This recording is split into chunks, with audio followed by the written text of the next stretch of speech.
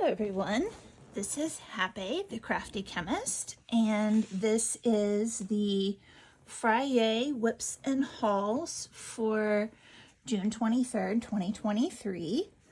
Oh, I like that, the 23rd of the month in the year 2023. I will start off with my coloring whips and hauls and some of the haul things that I got. I bought that Amazon had books 3 for $2 last weekend, I think it was. And even though I swore I was done buying books for the year, I bought books.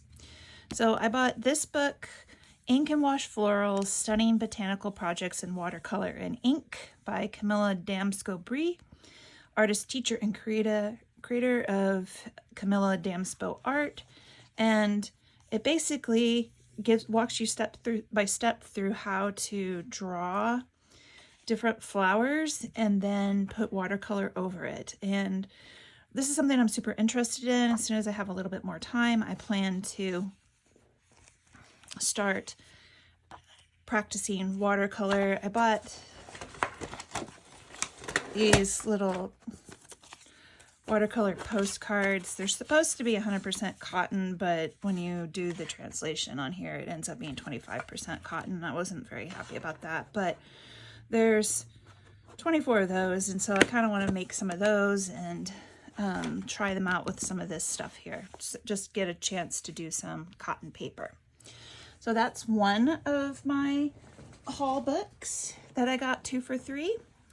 The other one, I have wanted this one for a little while, and I should have just bought it before, but I got Tales from the Forest Kingdom by Hannah Carlson, and this one's been out for a few years, so 2021, so I'm sure that there's plenty of flip-throughs of it, but I actually hadn't ever gone and looked at any of them. I just really like foresty images and outdoor stuff, and so I got this one, and I'm super happy that I did. There's some, and I've seen some of the others on YouTube who've done coloring pages from here or on Instagram, and I just adore a few of these images in here. I really like that one.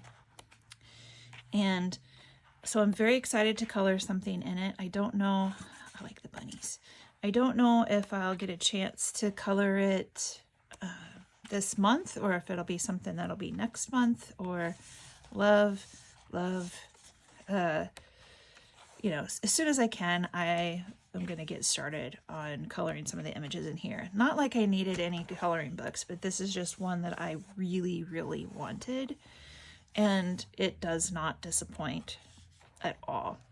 This is gorgeous. Gorgeous, gorgeous.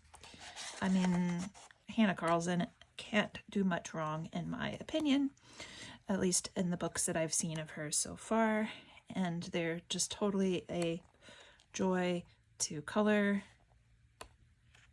and she's just got a great storytelling style in here. Just this, oh, so adorable. The other book that I got, the third one, was Mythographic Menagerie.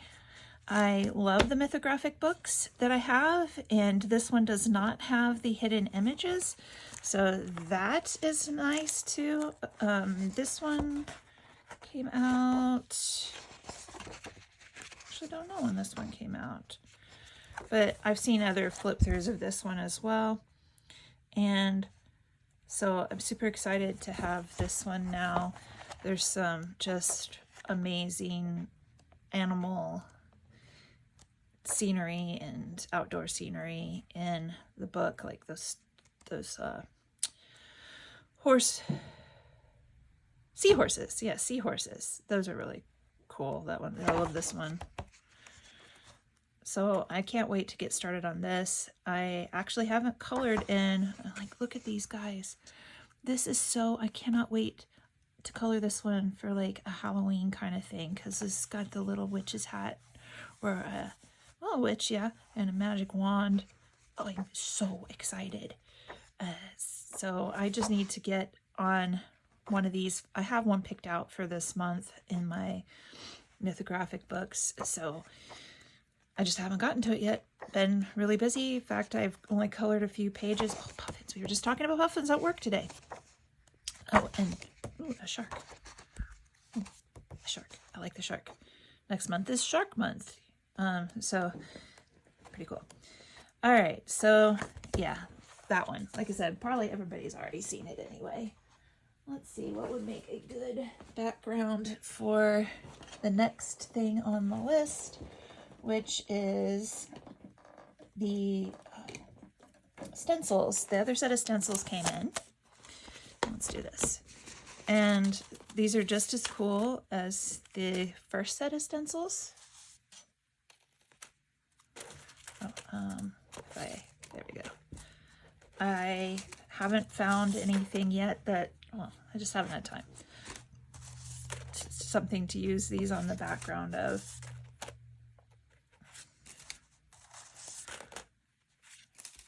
I can't wait to start playing around with a little bit of just my own art, I guess. There's nothing wrong with using a little bit of stencil help, is there? This one looks like a fingerprint.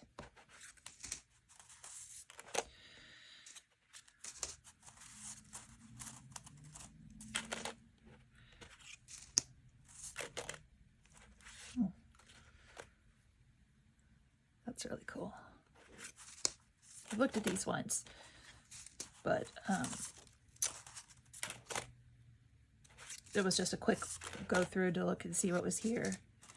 These are all different from the other ones that I got, so there's a lot of variety here and a lot of possibilities.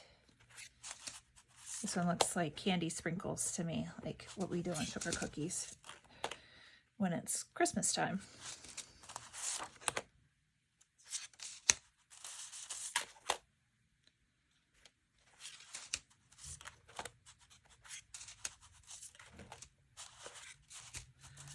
That one's trippy.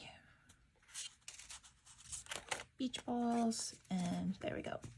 So that is the second set of stencils that I had ordered. It came later from the other one. Everything was supposed to be delivered on the same day, but I also never got the fountain pen converter that I was looking for this Kaweco Sport. So I still haven't used it, and I ended up having to make a purchase from another site to get the converter for that, and I don't know when it'll be here. Okay, so the only coloring whip I have right now is also in Tales from City Among the Stars, which last week's was as well. But this week I started on a 2-page with unicorns on it for Junicorn, and I have used Inktense and gouache, and I've been using for this one Castle Art colored pencils. I believe this one is the sky color.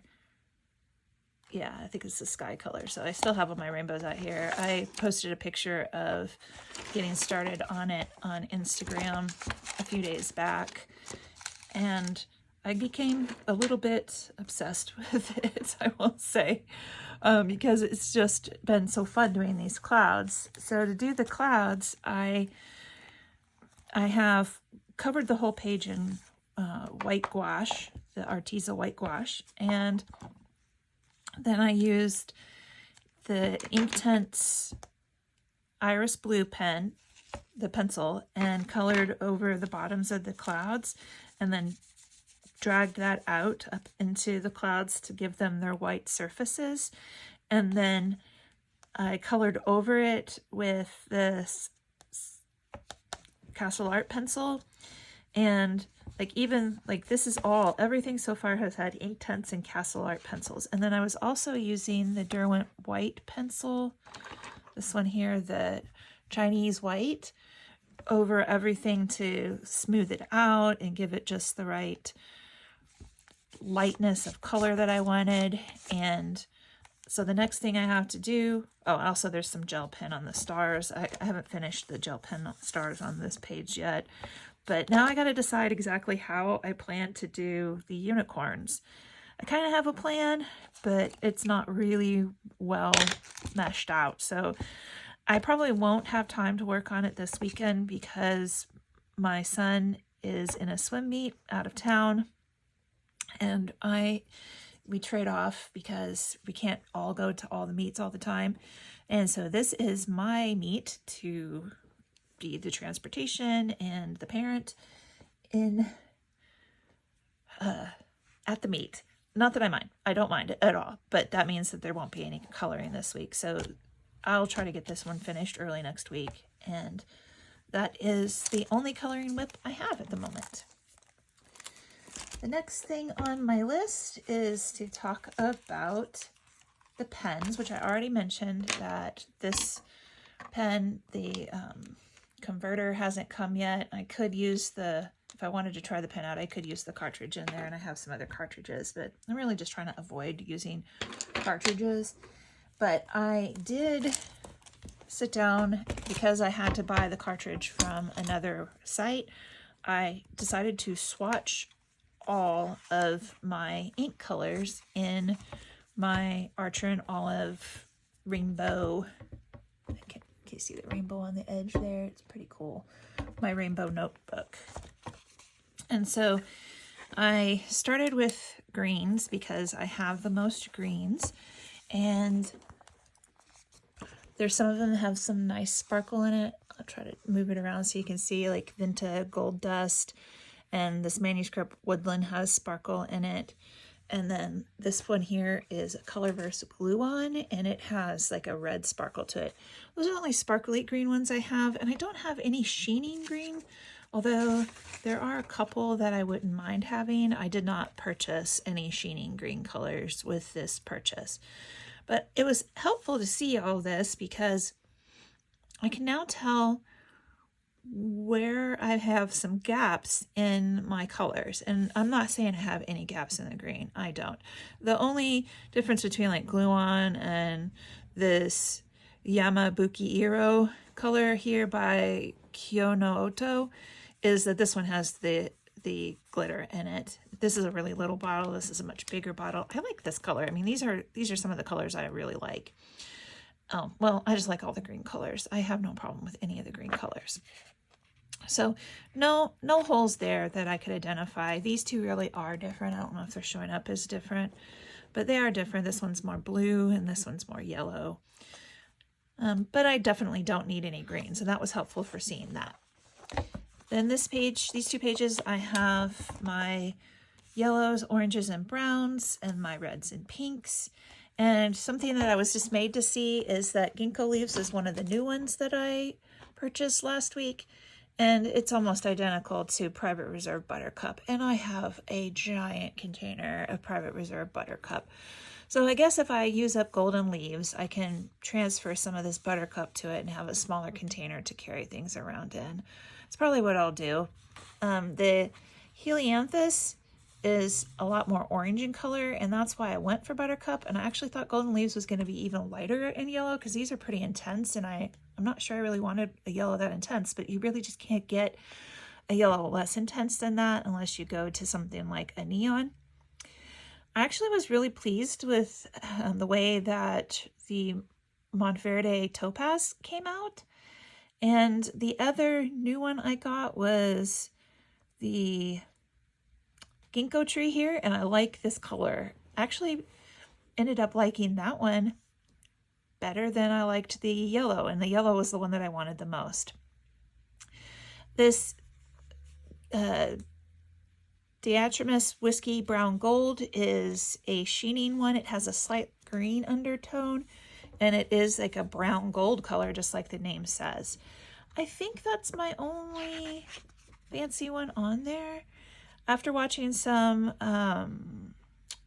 YouTube videos, I found out the Urban Lidite is a very popular one, and I'm not really sure I have that color. But I don't know where I got it from.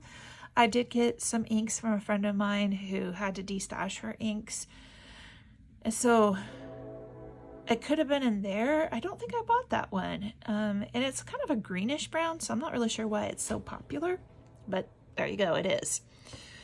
Now over here I have this Diamond Noel, which was one of the Christmas, the Advent calendar sets that Diamond puts out, and it is supposed to be a sheening ink with a green sheen. It does not show up really well on this paper, and so I'm going to probably try some of the inks that I really just want to see how well they work on my Endless notebook that I showed last week to see if it makes a nice sheening on there on that paper. Otherwise, I'm going to probably not buy any more sheening inks because they just aren't working that well on the papers that I'm using. So there just doesn't seem to be any reason to get them. The only other one of like any kind of special interest is this manuscript Frosted Berry.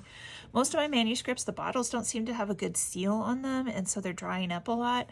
So this one does have some glitter in it. It's a silver glitter, all of them in that line, which I have all the colors because I got them for really cheap, like after Christmas clearance thing. They all have the silver glitter in it.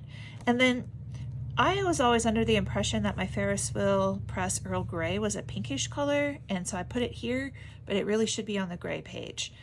And it is in a pink bottle, and it maybe has a pinkish gray tone to it, but yeah, it should go on the gray page. Now, blues, I really thought I had more blue because I've been telling myself to avoid buying blue, but I really don't have that many blue.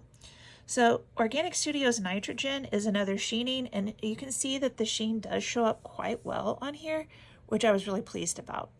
I also bought this special sheen machine, which I didn't realize at the time was going to be so similar to the Organic Studios Nitrogen, but the sheen on it, which was supposed to be just magnificent, is barely there. I can see it a little bit on the edge, but the other thing with this was it had dried up around the opening of the bottle, and it's a screw cap bottle, and it got blue crusted ink everywhere, and so I ended up being blue. There's still a little bit of blue here showing and here, but I was completely covered in blue, and even the bottoms of my feet. There was so much blue everywhere. So not all that happy about that Sheen Machine ink, and it's a super full bottle. I thought I had used it a bunch, but apparently not. Organic Studios Nitrogen I'd used a lot more, and now I can kind of see why I might have. I mean, I just don't remember. I've had them, both of them, for a few years. This is Stars and Stripes, and it's supposed to also have a little bit of a red sheen, but it's not showing up on this paper. It does have silver glitter in it, and it was like a special Colorverse bottle. Colorverse also here, this is Cat. It has like a turquoise glitter in it. And then I really like this one partly for the name, True Blue Anti-Fascist, but I do like that color a lot, and I feel like that's a really good, just general purpose, darker blue color to use for writing. That's a Noodler's ink. Ham 65 is a turquoise blue with a purple glitter in it. It's a little hard to see. It's also a Colorverse ink. And then Diamond Blue Lightning is a turquoise color blue with silver shiny in it. This Vinta Blue Floss is the one that I have in this pen here right now. And you can see that it's got a little bit of a pink shading to it. It's so pretty. I need to get some more of these Vinta colors because it is so flippin' pretty. That was this Vinta Gold Dust is also one of those that's just so freaking pretty that I really need to find some more Vinta inks because I really like it. And I do like this color of the Hisoku by Kiyono Oto. One thing that surprised me was how many purples I have. I have 5, which may not seem like very many to some people, but purple is my least favorite color. And as I explained to some friends who are like, I can't believe you have so much purple, you have more purple than me. I got the manuscript Sugar Plum because it went with the whole set, and the same with the Twispy Royal Purple, it was a whole set. So it came in there with that. I think the only one I did buy was this Monteverde, like intentionally buy. I bought the others, of course, but this Monteverde Amethyst ink I bought in this purple pen just so I could like make a rainbow of writing colors. I also bought the Sailor 752 so I could have a really dark rainbow, because sometimes I like things really dark and moody, and so I wanted to be able to do a moody rainbow. Monteverde Chameleon, I did not know it was going to be purple. I guess I thought it was going to have, because it's called Chameleon, I thought it was going to have some other properties to it. It's okay. That one's okay. This is okay. The other, I don't know. They're in my collection. Maybe I'll use them when I want to write rainbow colors. And the last page I have here is all of my black inks. And so I think the first black I bought was Diamond Eclipse, and it's a very bluish colored black, and Diamond Graphite. I think I bought those two together, and this has got a greenish color to it, and when it writes, it kind of looks pretty close to graphite color, so I may actually be filling some pins to take with me with these two colors. The Manuscript Silverlight has some sheen, or like not sheening, but glitter in it, and Black Ice also has glitter in it. The Waterman Intense Black, I think I was trying to find the right black, like I needed a black and I wanted a black, and I bought that one. It's okay. It's an okay black. The Noodler's Black, I don't even know why they call that black, because it's gray. And then Aurora Black was one of the ones that were a D-Stash ink, and that one to me reads the most black. So that's probably my favorite black. Probably my second favorite is Parker Quink. And then I come up here to the Eclipse, and then maybe Waterman Black as far as like actual blacks go. The others are more on the gray side, and then these two have like glitter in them, so they wouldn't be like a write with all the time kind of thing. So the inks did go through the paper a little bit. This was a fountain pen accident, but you can see that some of those blues went through here, and I had some yellow, the gold, go through here. So this paper, I enjoy it for writing in. This is where I keep all of my monthly calendars, and I make myself a little bit of a journal out of this, of keeping track of what things I need to do when I'm keeping up with it. So it's okay. Like I have in here all of my hashtags for the month of June and the things that I kind of plan to do. So I use it as a planner.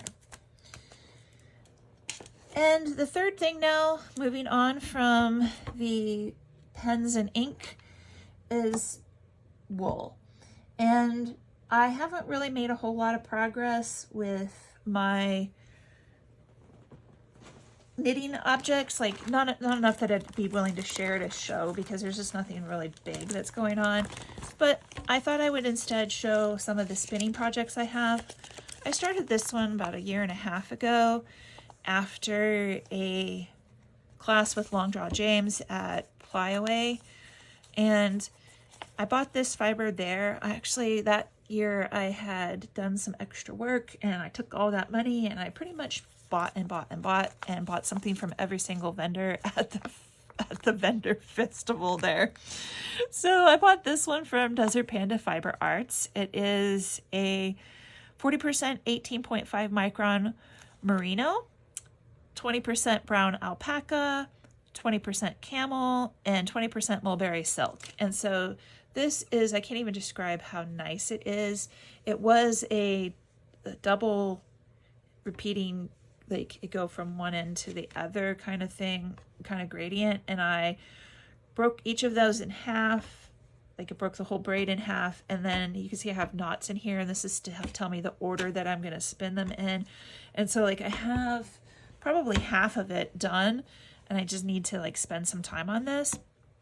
But I'm spinning at lace weight, and I plan to do a chain ply with it. That'll turn it into a 3-ply, and it'll be a fractal gradient. So it's going to have the longest repeat on one end and the shortest repeat of this colorway on the other end. And I am going from the blue to the white. So I'm adding the braids like this, so you'll be able to see it, and I hope it looks kind of like a wave of color coming down whenever I knit with it. I have no plans for what I will knit with it, but I hope it'll be something luxurious because this is a luxury fiber blend, and it is taking quite a while because I'm spinning it really super fine. Long Draw James is known for, he's known for his lace weight and teaching people how to spin lace weight. The other thing I've been working on spinning, in addition to the cotton that everybody saw before, is I bought several pounds of this merino fleece a couple years ago. I started spinning this in 2021, and it's just been sitting there, and I was looking through some stuff, trying to clean up some of the mess I've made of my room over the past few months, and I found this, and I found the bobbins that I have of it, and I don't see one of them within easy reach at the moment. Oh, here it is. So I already had this bobbin spun of it. I need to make it into a 3-ply to go with a yarn that I made a few years ago where it was 2 plies of color from Inglenook Fibers and then 1 ply of this merino, and I want to put them all together and have like this subtle color kind of thing along with this natural colored merino. This is the color of the fleece. It is super soft and super clean, so I just pull off a lock, give it a little bit of a tug to fluff it away from its ends here, and then give it a spin. Any little bits of vegetative matter, like these little bits of grass and stuff, they just fall out and I vacuum them up later. So this is super soft, super fun to spin, super beautiful color, and I want to get that finished so that I can, well, knit what I plan to knit with it. I actually plan to knit a Colorworks skirt with it because no, not that one. I'm sorry, that's not the Colorworks skirt. That one, it'd be a sweater, a Colorworks sweater. And then I have a haul for wool, and my friends on Ravelry have a year-long knit-along, crochet-along, any kind of crafting along that involves our hand-spun wool. And we get points for finishing projects, and there was a drawing from those who'd finished a certain number of points of projects in May, and I actually won the drawing, and I won a prize from Hip Strings, which is one of my, as I mentioned last video, I have like 3 favorite fiber pushers, and Hip Strings is one of the 3. So Inglenook, Hip Strings, and Apothecary, I gotta say, are my 3 favorites. So Jill made all of these different bats, and the colors are just right up my alley. And these are all handmade bats of various fibers, and so like the greens and the gray in here. This is 12 ounces, which is about 340 grams, and I will probably pull out some of the rest of my Hip String stash and start blending, well, not maybe blending, but using it in the middle of all of this. Like, look at that one. That's super stinking pretty. I'm so excited about this, and it was something that I could now spin for the Tour de Fleece, which starts on July 1st. Starting July 1st, I will spin every day that I am home, and I don't know. I'm going to do as much stuff as I can. I will be gone for a little bit of the Tour de France this year, and in past years I have watched every single day. So these are the things that I have as whips and hauls for coloring, my pens, and well, and woodworking kind of things. I haven't gotten a chance to get down into the wood shop, so as soon as I start getting down in there, I will start talking about some of that stuff too. But that is what I have for this Friday. I hope that if you have stuff that you want to share, that you'll share some of that with me. And happy Friyay, happy crafting.